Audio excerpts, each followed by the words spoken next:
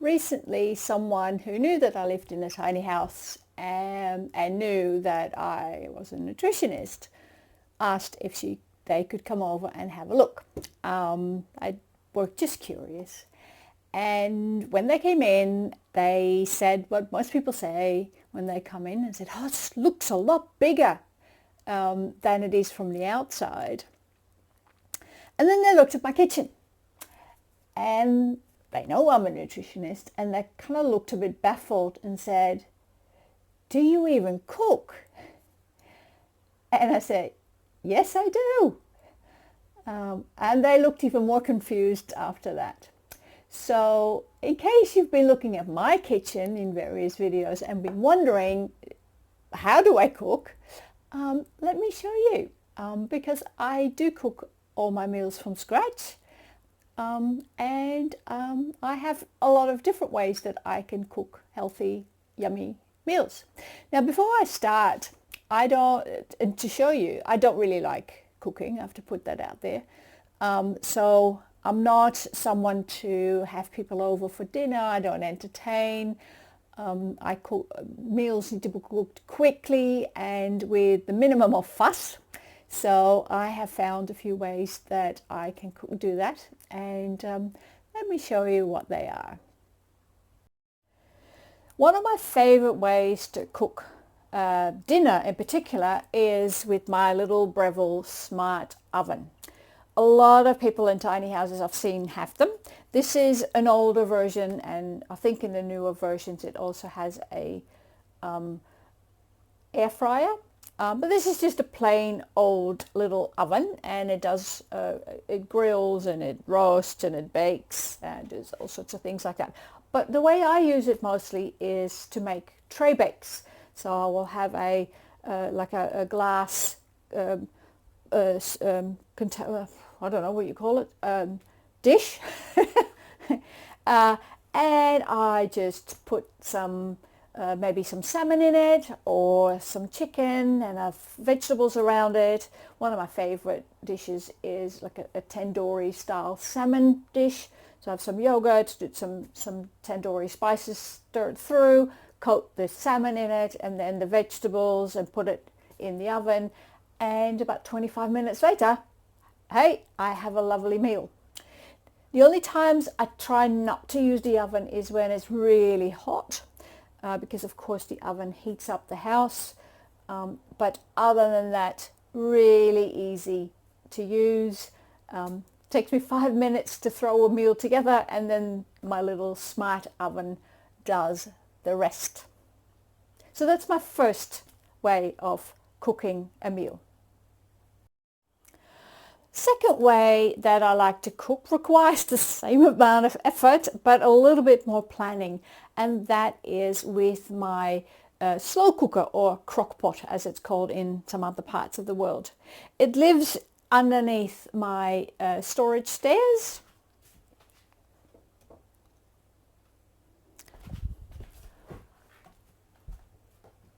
Behind this little door.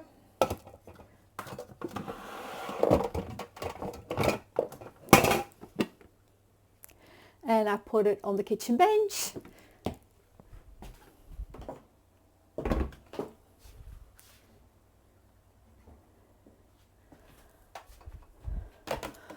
And then I unplug my kettle or my coffee machine, and again I just put some chicken in it or whatever protein I want to put in. If I have a few vegetarian meals.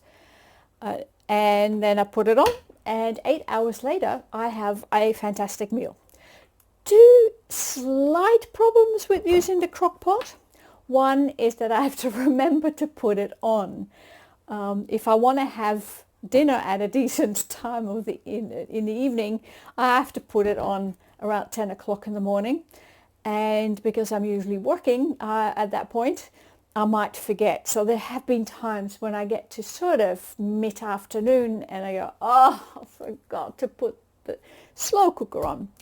So I have to give myself reminders that I have to put it on. And I've been known to put a reminder on my phone to beep at me so that I know that I need to put the slow cooker on.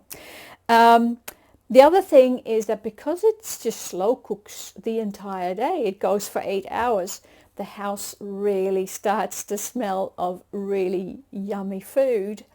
And so I very, very quickly start to get hungry. So by the time I'm actually ready to eat, I am usually very ready to eat. But other than that, little effort. And once I'm done, I'll put it back into the little cupboard underneath my storage stairs, and it's out of the way. The third sort of equipment that I use to make food and dinner, mostly dinners, is called a Thermomix. Now, you may never have heard of it. Some of you will go, oh, Thermomix, and others may go, oh, Thermomix. I bought a Thermomix when my daughter was little, and it was a fantastic tool to make meals easily. I still use it, not as often as I used to when my daughter was still living with me, but it's a very handy machine because it does all sorts of things. It chops, it sautés, it cooks, it does a lot of things. And so I've got quite a few recipes where I always go and use the Thermomix. So the Thermomix lives in my pantry.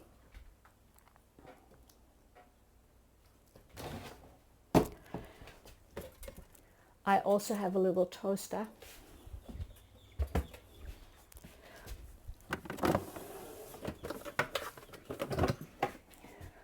That's the Thermomix.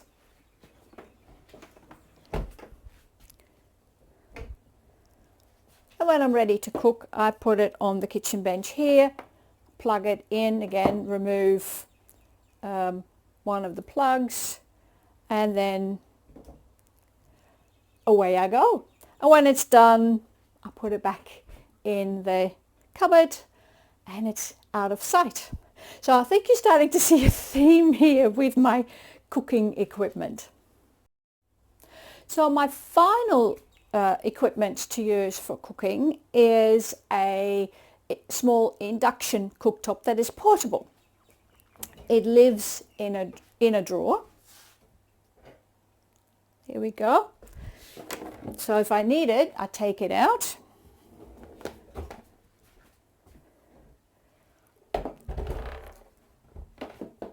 Put it on the kitchen bench, and again plug it in where to start cooking.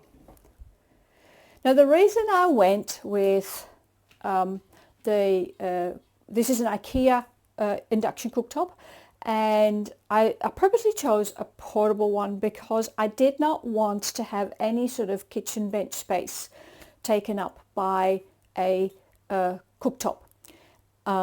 And I actually came across this when my daughter and I spent a weekend in a tiny house before I put the deposit down for this one, just to see what it was like. And they had one of those. And when I saw it, I was like, oh, that's clever. They had it hanging up on a hook, but I was like, this is really handy. And you can put it away and it's out of sight.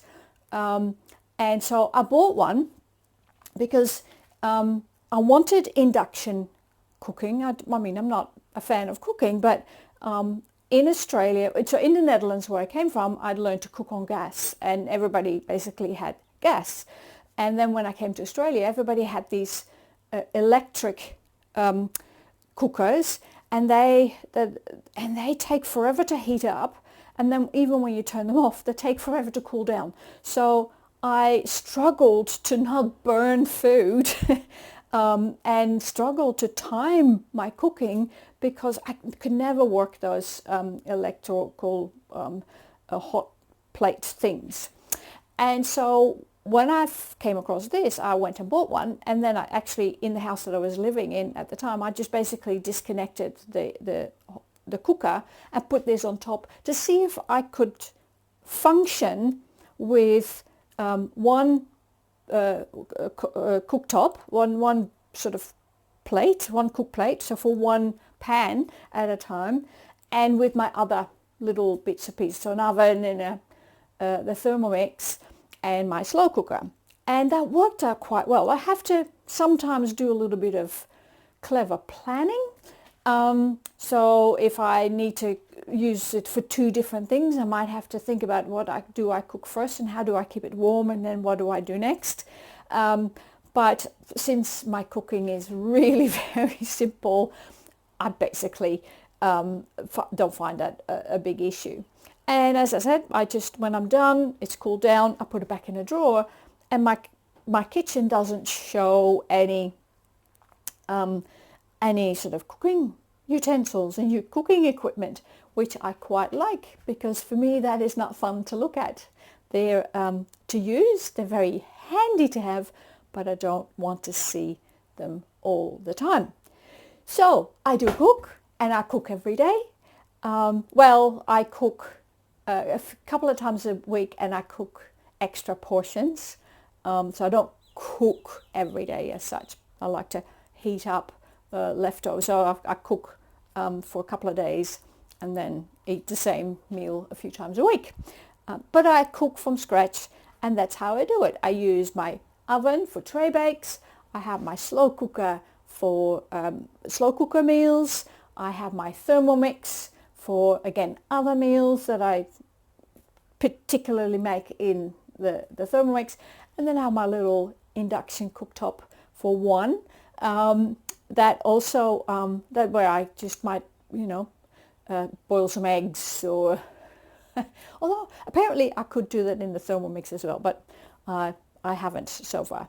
But so that's how I cook, and that's how I make sure that all the meals that I eat are healthy meals, and I know exactly what I put into my body. So let me know how you like to cook. Are you a big cook? Do you enjoy it? Do you love cooking for other people? If you had a tiny house, or you are in a tiny house, do you have a big kitchen? Do you have lots of cooking equipments? Or are you like me and you just want to keep it as minimal as possible and try to put as little effort into cooking as you can? So if you liked this video, please make sure that you give me a like. If you haven't subscribed yet, please do. It means it really helps my channel, and it tells you when a new video is coming out. And if you're watching me on a mobile phone or a cell phone, then please look underneath and see if you can find the hype button, because that will mean if you hype my video, more people will get to see it. But you need to do so within a week of me publishing this video. All right, I will see you again next week. Thanks for watching. Bye for now.